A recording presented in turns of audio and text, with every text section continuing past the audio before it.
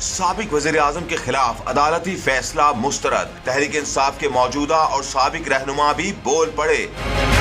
Chairman Tehreek Insaf को 3 साल कैद की सजा और गिरफ्तारी पर पीटीआई रहनुमा अली मोहम्मद खान ने भी अपना रद्द-ए-अमल दे दिया।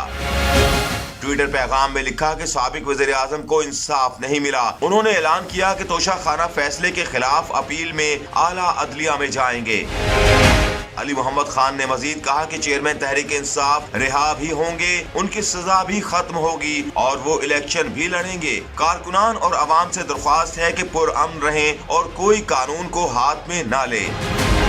दूसरी जानिब साबिक वफाकी वजीर असद उमर भी अपने साबिक लीडर के हक में मैदान में आ गए। असद उमर ने कहा कि फैसला कानून के बुनियादी असूल पर ही पूरा नहीं उतरता, इंसाफ होता नजर आना चाहिए। आला अदालत में ये फैसला खड़ा नहीं होगा। असद उमर ने कहा कि सियासतदानों के बारे में मानी खेज फैसले अवाम के दिलों में होते हैं, अदालतों में नहीं।